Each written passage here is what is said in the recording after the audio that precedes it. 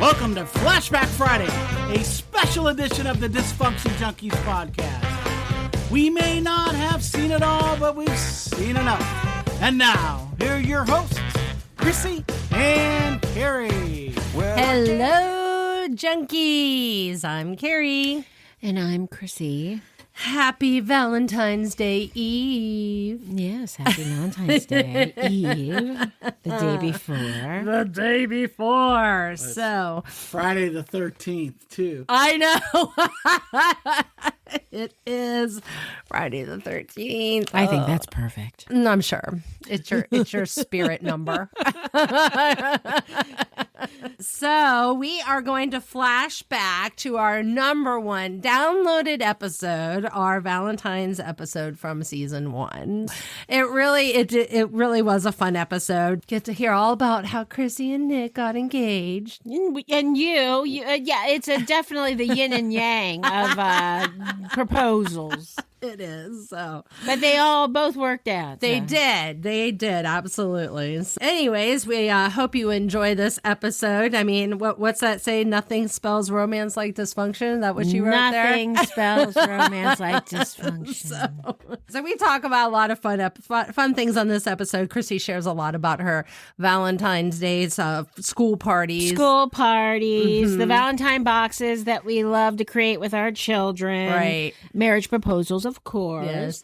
And we're just really happy that this seemed to connect with a lot of people because, like we said, it's our number one most downloaded episode. Absolutely. Chrissy, I can't remember. Is there a movie, The Valentine's Day, that almost wasn't? No, I don't think we found one. Remember, I said I had dibs. I'm gonna. I got to start working on that script. Actually, I feel like Call the lawyer, get the trademark. Yeah, trademark. I feel like almost every Valentine's Day movie is kind of a plot of it almost wasn't. Isn't it most of Valentine's Day the couple almost breaks up and they get mad and then love in the end. And then Hallmark just took that idea and ran with it. They have a whole channel dedicated to it. They have a couple channels. Several channels. One wasn't enough to hold them down. So, alrighty, lovers, everybody out there, happy Valentine's Day Eve and enjoy the flashback episode. Bye, everybody. Happy Valentine's Day. Hello, Dysfunction Junkies. I'm Carrie. And I'm Chrissy. Welcome to your safe space. And for those of you that might be just joining us, thank you for finding us and coming into our little safe space here. You know, Chrissy and I just like to talk about life and all the dysfunctions that we've lived through or currently living with and just everything around us. So we hope that you enjoy our candid conversations and again, welcome. So. Yes, I hear from a lot of people so far, which has been very rewarding and wonderful, that there's pretty much not anything that they can't relate to. Yeah. As far as what we discuss here. Yes. So, and yes, we don't all experience the exact same thing, but there's something in what we experience that people get. Yes. Or you realize you were dealing with it and maybe at that moment you didn't know you were dealing with it. So, or maybe you're the lucky ones that are going like, holy crap, I'm so glad I didn't grow with that, or I'm not dealing with that. And you have a normal life. So God bless you if you do. Yeah. I don't exactly know what normal the definition is. Of normal is. Because as normal as you might think you are. Yeah, exactly. The more normal you think you are, the less normal you really are. Oh, that's so true. That's so true. Oh my. So we're here in February. It's, gloomy as always here in Northeast Ohio, but the one ray of sunshine this weekend is Valentine's Day. Valentine's Day. The day for lovers, I guess. Wear your red and your hearts and give cards, I guess. Get the flowers. Have you ever been that kind of person that wears the clothes to match the theme of the season? Like, will you wear red on Valentine's Day and green on St. Patrick's Day? Or red on Valentine's Day? Yes? Yes. Okay. I have the heart leggings. Oh my God, you're really? Yeah, and probably heart earrings. Yeah, because, it's, to me, pretty. Yeah. Now, when we get into St. Patrick's Day in a month from now, Yeah. But just to give you a little preview, I am not Irish, and we went to a Catholic Irish high school. Yes, we did. Yes, we did. So we were told that we were Irish, even if we weren't. Exactly. Yes. Which I don't know that that's a nice thing to say. My husband is half Irish. Okay. So the Irish people are wonderful. Yes. I work for a lovely Irish family. Okay. And I love Cillian Murphy. Who is Irish. That was a good accent there. Ooh, you got that down. Yeah. He's beautiful. So are you saying then yes, you'll wear green on St. Patrick's Day? I don't though, because I don't feel it's my right to, because I'm not. And I know that they're like, but on St. Patrick's Day, everybody is Irish. Oh my God, you do that so good.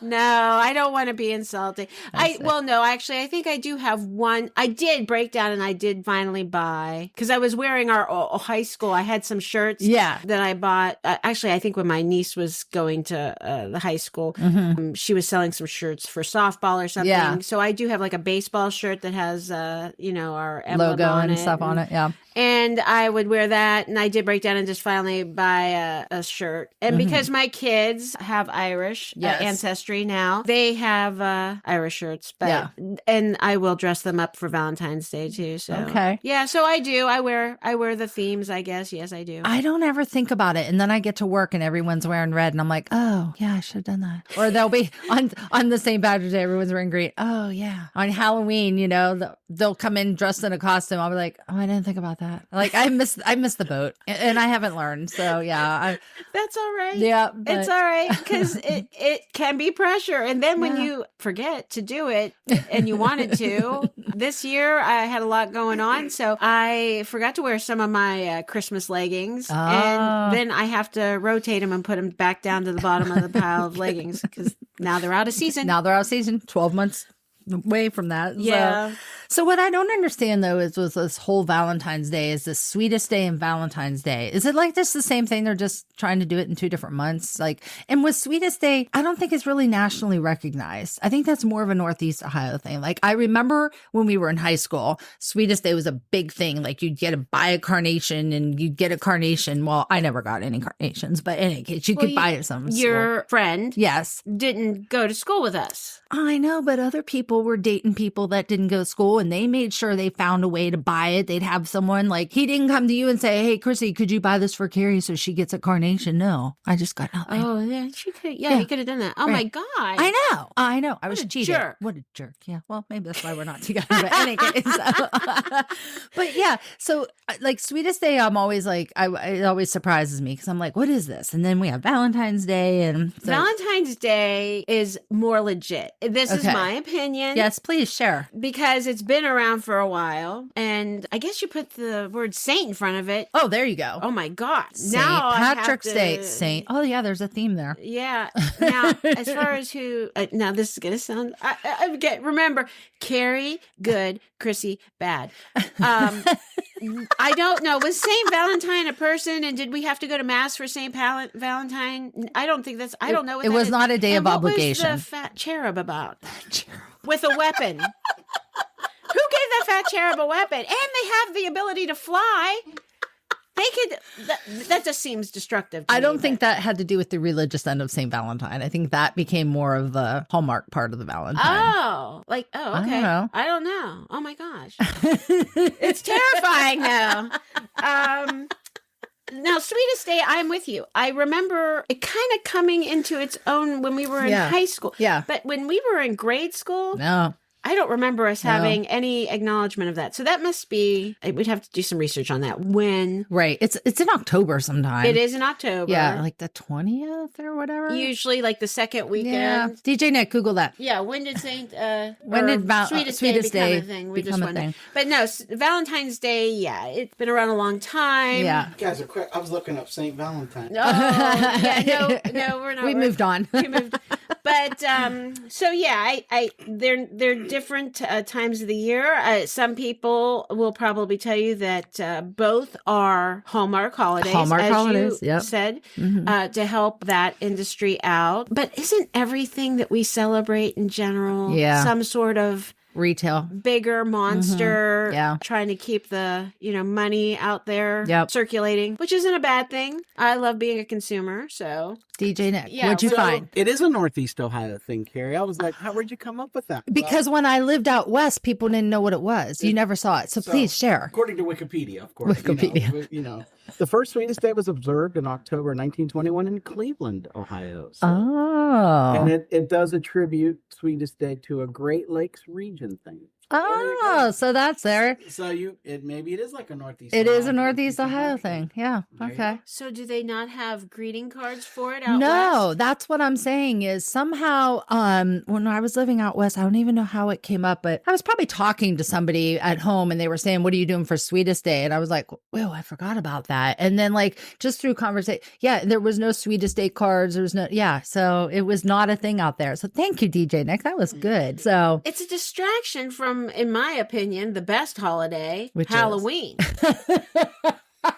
You got to focus on that. I mean, it's just a couple of weeks. Now you're trying to take me out of the Halloween mode for this? But you know why it's not a legitimate holiday? Is because there's no movie The Sweetest Day that almost wasn't. Oh my God, there's not.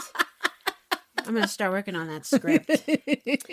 Is there a Valentine's Day movie that we need or cartoon? Well, Charlie Brown had a Valentine's show, he did? I Okay. think. Yeah. No, I don't think there's really. I mean, I'm sure there's cartoons that have that as a theme for but a show, not but nothing that's made an a major impact. release. Right. Yeah. Okay, So, okay. but yeah, wow. So did you have to do all those little treat bags and stuff? Like, did your school, because we both you went to a Catholic grade school, right? I did. Yeah, so for did I. the most part. Yeah. I left for a few years and Right. then ended back in Catholic. So, when we were growing, I don't know about your school, but in my Catholic grade school, it was one room, like all your class all day, one teacher, one room. Like we Right. didn't switch like you do in high school and Right. stuff. I didn't experience that until I went to high school. Right. So 8 years, one classroom. So, basically you're in the room with the same kids for 8 years, the same 20 kids we went to school with. So how did you feel about the whole treat bag and Valentine's Day situation? Well, when we were young, we did have a Valentine's party Okay. in grade school. And our situation was similar to yours as far as how the grade school operated. I do remember the grade school I went to had 2 of every grade. Oh. So there was 2. You were a bigger school. Well, it's hard for me to imagine because your school was on outside of the city and Yes. mine was inside. So I guess, I'm probably at the time when I was there, Yeah. population was still fairly high. So Yeah, we only had one classroom of each grade. yeah, so some years it would change up as far as who the kids were in your Yeah. class because some of them might have been in the other Okay, class. gotcha. And we didn't generally change classes for anything. There was you didn't go for lunch in we didn't have a cafeteria. Right. You ate in your classroom. Now, for specific types of subjects, Uh-huh. sometimes you did have to change because the other grade teacher may have Right. been the one in charge of teaching science or math. But did the teachers switch rooms or did the class switch rooms or did they just swap teachers? No, the class. So you would go over to that classroom. You'd go over to that classroom. And some kids might come over to your classroom to change for that subject. Okay. But Valentine's Day definitely was a thing. But treat bags, Yeah. I only remember experiencing when I've had kids. When Okay. I think we had a party, Mm-hmm. and I think maybe some parents would bring a treat for everybody to share. Right. And you would definitely exchange. But we had to make Valentines. those boxes so that you could get your little Valentine, and back then, I mean, I don't even know because it's been a while since I've had little kids, like the little cheap little Valentine's card, like a postcard kind of Right. little thing and stuff. But we had to make a box so that we would all walk around the room and had to distribute it. And I just remember it wasn't required that you had to give one to every kid in the room. No. So my box always only had 4 or No, 5. get out of here. I'm not kidding you. I was not popular. I was the geeky kid that was in the corner. No, I doubt that. But if they weren't giving, you were probably just as nice. I was given Valentines because they were afraid. I'd be sitting there going, "Hey, Joe, you better cough up. I don't see your. They had to Valentine. pay their tithe to you to keep you don't- off their Just radar. give her a card. We don't want to have the wrath of that happening. But no, I don't remember being required. And I don't want to be a lousy individual and say that by today's standards they do. And I've experienced this because I had kids who went through all of this. Yeah. You do get, generally the teacher will send home a list of all the students. Yeah. So that you can have make to sure that, whatever you're preparing. But I really think our like little Valentine's cards that we had back in the late 70s, early 80s, just like everything else, they were way cooler. Yeah. I mean, not that the ones just now they're so spread thin because you can get Bluey Valentines and, all these other cartoons that are big. When my kids were watching, Caillou. Oh God, no, sorry, I brought up Caillou. But yeah, all the things that were popular then, which is lovely because you can sort of choose. To me, it's like overwhelming. Yeah. Because I would want to try and find the Valentine that suited my child. And each one of them had a different personality, of course, as they all do. And you're like, well, which one does he want? Which one does she want? Right. The other thing I don't remember now, did you say you do remember creating a Valentine box for people to distribute? Yeah, we had to, that was like part of our assignment that we had to make sure we brought a little box in, and we would set the box on our desk, and then we would all line up and we would just go in a circle up and down the rows to distribute into the boxes. And people knew that, that seat there is where Carrie sits, so that's Carrie's box, but we would all walk around the room at the same time. So you wouldn't see who put the Valentines in your box or who wasn't putting them in. So they were trying to do a distraction so that in case you didn't give somebody. Like me, I didn't, so I wouldn't know, unless they wrote and then we didn't open those boxes until we got home. Right. Like the teachers were smart about that because they didn't want the crying kid in the room. Yeah.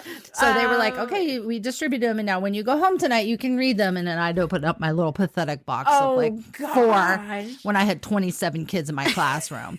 So that would have been 26. So you think I'm making this shit up? I'm not lying to you. I'm telling you this is how it was. Well, I know your personality was way more appealing than mine. And I was kidding before about the fact that they just gave them to me so they didn't have to deal with like a horrible person. But now I think that's the truth. Because I do remember having them, and I think it was out of fear. Yeah. It was not out of admiration. Valentine's Day, the holiday of providing people things out of fear. But the box thing, they'd love to hate you. That's the story of my life. So I don't remember creating the box. If we did, it might have been an in-school project that you kind of just did. Oh, okay. But for some reason, I feel like they just threw them in your desk. Remember, we had the desk where the top picked up. Oh, we didn't have that. Our desk had the under the seat. Yeah, we didn't have those. We had the ones where I know what you mean. Up and you slam your fingers in it, and it was fun. Or slam someone else's fingers in it. Yeah, I'm sure you did that. Sure. Hey, come here.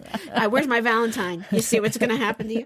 So, but when I had my kids, and I know parents listening to this, you get it. These Valentine's boxes are like competition. Yeah. I mean, they have them that look like robots and castles and Harry Potter's, They probably made them on some 3D image maker thing too. They're elaborate. I do remember making one for my daughter and when she was real little, and she used it throughout her preschool and kindergarten year. And I was so proud of it because I felt it was so unique. Took a shoebox, and then I went into the craft store and I bought a bunch of swatches of different like Valentine colored fabrics, pinks and reds and white. I basically cut them into squares and then glued them onto this box. And it looked like a beautiful like little patchwork. Quilt. Like a quilt. Yeah. And I put her name on it, and there's a hole for you. Do you still have that box?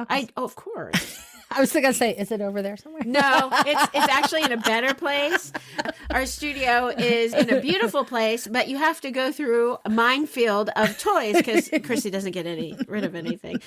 Soon. If anybody we'll talk about that in a future episode. Maybe we can work a deal. But and then I know for my 2 younger ones, they actually came out with at some of the bigger stores. They would have a blank canvas for you to work with. Yeah. So they had these fantastic things that I just thought were lovely. It actually was like cardboard, but it looked like a mailbox. And then it was up to you to basically buy all the lovely little thingamajigs like stickers and other things you could paste on it and create these beautiful little mailboxes for them to exchange their Valentines. Well, that's cute. And then the treat bag.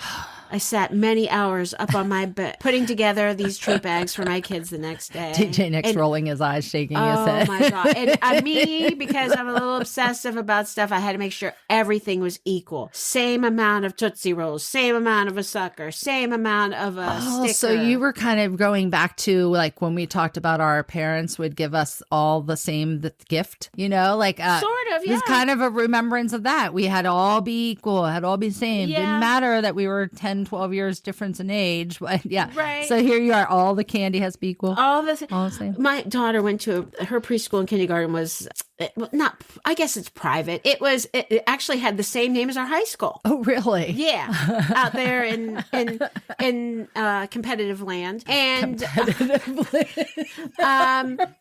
and so to be involved at any level, Christmas, spring, whatever they had going on there, Valentine's Day, it was a serious, you had to sign up if you wanted to work any of the parties there. Oh, and the you parents. and then you had to tell them, okay, I would prefer, this is my number one choice, second choice. And then they would decide, it was like a lottery. Then they decide who would score the parties. You know, you might not get your first choice, depending on the amount of people. And it was very structured and very serious. Wow. I mean, because you would have the treat bags, you would have, they would bring in food. So you distribute like food for the kids. And then you would have a craft. You had to create a craft for everybody. Oh my God. To do. Isn't this the teacher's job to do all this? Why are they having the parents do this? No. And we paid tuition to go to this place. Oh my God. And the teacher, they would try to make it sound like the teacher deserved the day off. But she just sat there and watched. Like she wouldn't even help. He, whoever it was. They would just sit, which now that you bring that up, I never thought about it. Now I'm like really agitated. Now you're mad. I can see your face. I am like agitated because I do remember them telling me, well, the teachers get a break and they want the parents to do everything. Why? Why do I have to do everything? Didn't I pay my tuition this month? Right. Yeah. And that's your job. And then you'd have to, the craft and then the game. You have to do a game. You have to come up with a game. Oh my God. To entertain. I remember there was one kid in my daughter's class, little boy, and he was trying to do the craft. One of the crafts I created for one of the Valentine's parties I was lucky enough to participate in was I bought a bunch of like these hearts and I had them all, and then I had to like create all these like bags with glue sticks and stickers and glitter and everything. I had them sit there and make their own Valentines, like for their mom and dad or sisters and brothers or whoever they want, grandparents, whatever. That was really fun. But then somebody brought in some game where it usually required like marshmallows or some sort of thing where you had to keep the marshmallows stacked up. And this one little boy was sitting there and he just looked so unhappy. Aww. And I said, what's the matter? Do you need help with anything? And he goes, it was the most profound thing I ever heard a child this age say. He's like, I really just don't understand why I have to do this. You're like, oh, it's my spirit child. It was my spirit child. I said, oh my God. And I had no answer for him. I sat there and I looked at him and I said, honey, just do whatever. If you don't worry about it. The day's almost over. I just, what do I say? The kid nailed it. He was just sitting there. I mean, he looked completely drained. But he had to sit there and stack marshmallows one on top of another and try and stick a pretzel rod through it or something. I mean, it was like, and I just was like, oh my gosh. I was like, does he need help? I really did. Yeah. I don't really understand. And it was like a low voice. He kind of muttered it like he was sitting there plotting something at the same time, like he was going to jam a pretzel through somebody's head. And wow. Yeah. Wow. So God love you parents though. And I bought the ticket. I drank the Kool-Aid. I had to do it too. I made the treat bags, made the Valentine's boxes. I don't remember our parents ever, well, at least in my school, the parents were not involved. Like there was no like, you know, class. I don't even remember them coming to the party at the school. No, like the only time I ever remember my parents coming to school 1st through 8th grade was like if we had a production of something, you know, like if we did a Christmas play or Right. something. Yes. But like daily in the classroom, there was no teacher's aide. Like it was just us 27, 28 kids and the teacher. There was no other assistant. There was no parent helper. There was no none of that. And if we had a little like Valentine's Day party, there was no parent there. There was no nothing else there. No. Like, and I got dropped off by a bus. I got picked up by a bus. I wasn't a walker and a car rider. Like, I didn't live close enough where I, wasn't bused. So Right. my parents weren't part of my grade school experience except for holidays. Yeah. Yeah. I mean, I think, well, probably not my dad really much at all. Oh, yeah. My dad, But no. my father, the way he worked and stuff too, not to make excuses for it. I think he did. I think they had an art show and I did an art project that was featured. I was lucky enough to make something pretty cool. And I think he did come to that, but my mom would come for a couple things, but no, not much. But today, which actually is probably a good thing, they really require, first of all, everybody understands this who has kids in school, you have to be buzzed in. Yes, right.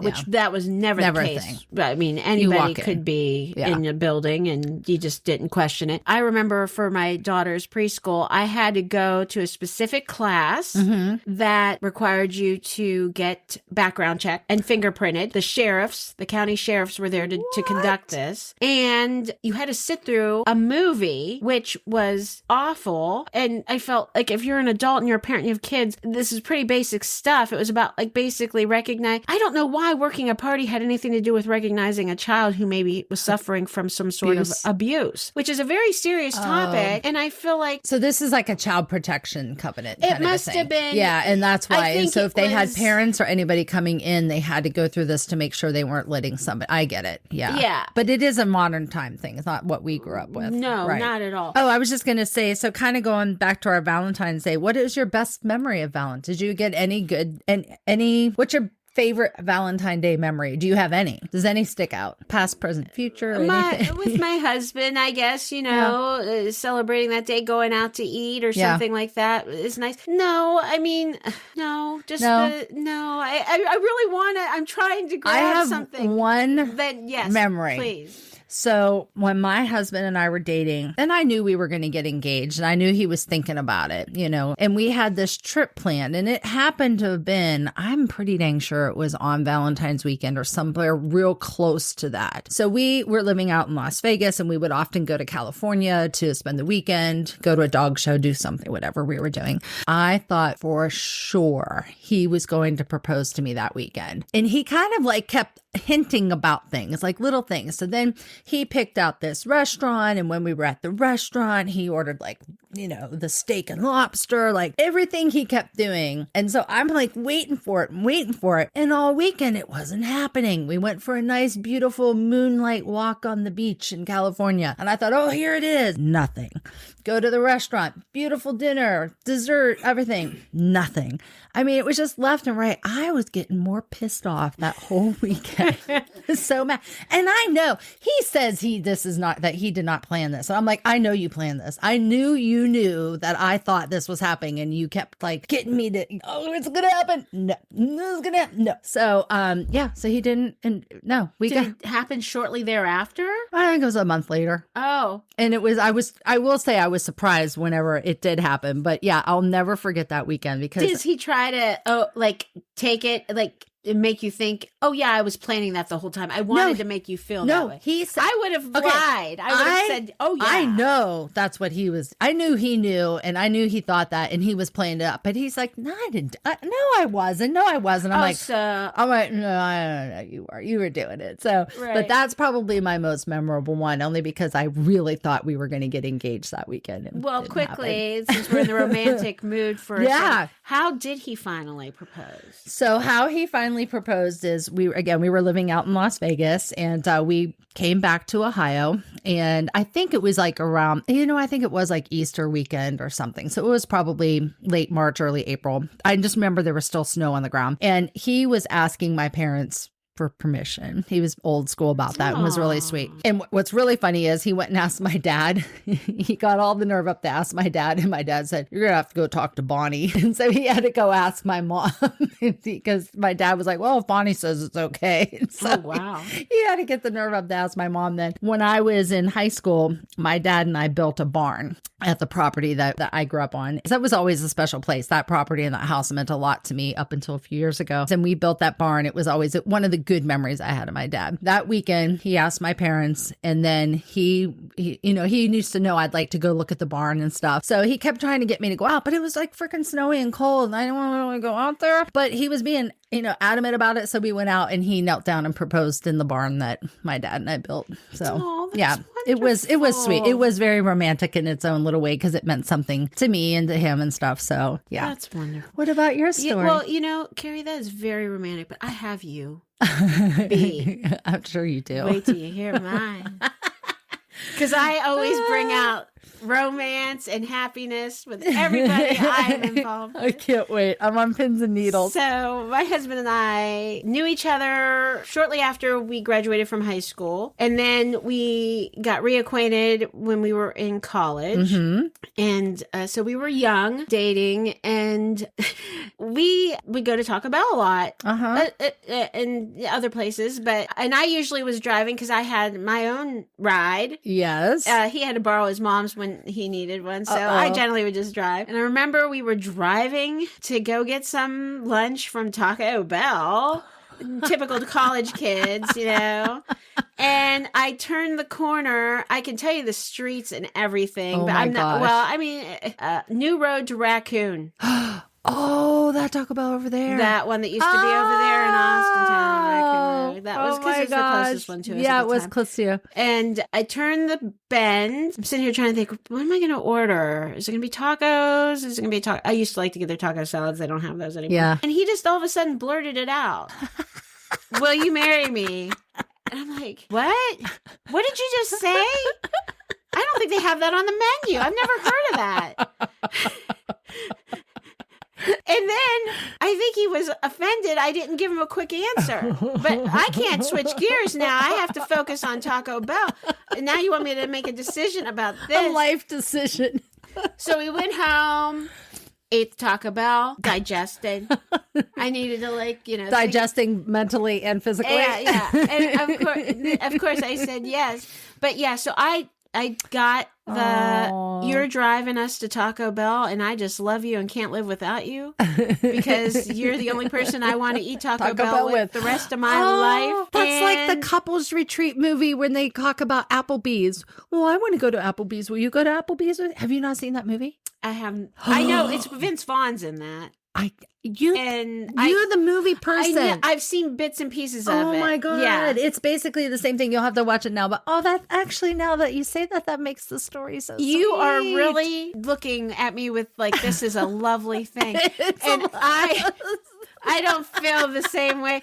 I kind of like the barn and the kneeling, and he wasn't prepped for a yes answer, I guess, because there was no ring exchanged at that time. Okay. But to give him credit, we were only 19 years old. Aww. So we were very young. That's sweet. Now, he did ask my father for permission, but it was after he wasn't going to commit to asking Dad. Yeah. And I just remember being really mad about one thing because you had to go into my dad's lair to find him. Yes. And Nick was brave enough to go downstairs into that lair. And I hovered upstairs on the steps to listen. I wanted to hear this. Yeah. Because, oh my God, my dad's going to have to focus on me for 1 second. I'm finally going to get attention from Dad. What's Dad going to do? I told him, I warned him, I said, just make sure that when you're going down there, time it right. You have to go when there's a commercial on. Because he will not pay attention to you. Oh my gosh! I was always really good at communicating with my father in like 90 second to like a minute 20, because you had to get him during commercials. Catch it on the 25 after the hour when the commercials were longer. Right. Well, oh my God, boy, you got a lot of attention right then. And I sat there and listened to my father. He talked to my father and said, I really, love her and I'd like to marry her. And my father didn't say anything. And then this is what pissed me off. My father says, I really just want to make sure you finish college, Nick. Oh, Nick, hello? I'm in college too. What? Yeah, I guess Nick will finish college. What do you think? I'm going to ruin his life? Hello? Whose kid am I? yeah. Is he your kid or am I? Yeah. It was just that threw me back. Yeah. Dad was worried. But now Nick, and since has tried to explain this to me. He wanted to make sure that he was giving his daughter to somebody who was going to provide and that's for how her. I took it when you said that. That's why I was like, oh, he just wanted to make sure his daughter was provided for. Not me. What? Chrissy. Not going to finish college? I hate to see you ruin your life with that one. Oh, honey. Yeah, no, I don't think my dad was. I don't know what he was thinking, but I Did certainly you was get gonna the tell question and everything in within 90 seconds of the commercials, Nick? It was He doesn't quick. remember. Oh, I do. He It shrugs was his quick. shoulders. The show came back up. Nick was already upstairs. It was perfect. Aw. So, yeah, that was romantic, I guess. In my way. That's my romance. I will Talk have to about- say, I will say, because, I was married before. Actually, my husband and I, we both have been married. This is our third marriage. So we both joke around and say third time's the charm for both of us. But my second husband, he did propose to me at Chi-Chi's. So we have a connection. We have a Mexican food. And I did love Chi-Chi's. And I'm very excited. I've heard that they might be coming back. Which, oh my God. Now I really got to watch because believe me, probably a lot of my weight that I had at that time was overdoing it at the Chi-Chi's. I'm thrilled that we have the connection with the Mexican food. I'm sorry that, although I guess I'm not sorry because the guy you have now, I know, and you said he's third gold. time is a charm, and he is golden. He's golden. Fantastic. Even though I was married before, I don't have any animosity, nothing like that. It's made me who I am. And both my husband and I both say that if we would have married each other first, we probably wouldn't have never lasted. We needed those other relationships to learn who we are, learn how to be in a relationship and everything. So, and I believe that to be true for some people. On the other side of that, with me and my husband, because we have been married, we both got married at 20. We were both 21. Mm-hmm. It was not always beautiful. No. And when you're that young and you get married, there's a lot you have to learn, not just from each other and what that relationship means, but for yourself. Yes. And you go through, at that age, a very selfish period, especially me. Yep. And I will admit, I was horribly selfish. And am. Sorry, Chrissy. But now, before I was selfish, but wouldn't admit it. And now I'm selfish, but I admit it. Yeah, that's true. So I always knew Nick had some way of understanding me. Yeah. And find that is, and that's how I feel about Jim. Like he gets my broken self, and that's what I always say to him. I'm like so broken, and he's the only one that can figure it out. So. Yeah. Well, I'm excited. Then maybe we'll have some good stories after Valentine's Day. I want to hear a friend's time. Oh, how do you call that? Like there was Friendsgiving. Is there friends time? A friend's a time. I don't know. You show up with wine and a carton of cigarettes or something. We can do whatever chocolate. we want. I don't want chocolate. I don't want cigarettes either. No. Not promoting that. But I'm sure we could figure something out. So yeah, because some people feel like they're very lonely on Valentine's Day because it's so much promoting. Oh, isn't that what they call couples. Galentine's Day? I think that's what that is. That Galentine gals, where the girlfriends get together. Yes. Galentine's. So see, there is. So all right, girls and boys and everybody, whoever you want to spend that day with, spend it, and then tell us all about it. Tell us all about your nightmare or your best dream or whatever about Valentine's Day. And what go did you do? spend money on those obnoxious cards that you think are just saying exactly what's in your heart. Really? I don't think so. And I'm just saying, I'm not opposed to getting flowers. So, Jim, if you're listening, a girl still likes to get flowers even after 20 some years of marriage. So I'm with you. I'm a traditionalist in that part. Flowers, chocolates, a nice nightgown. Hint, hint. All righty, but everybody, happy Valentine's Day. Enjoy your week, and we'll see you next week. Happy Valentine's Day.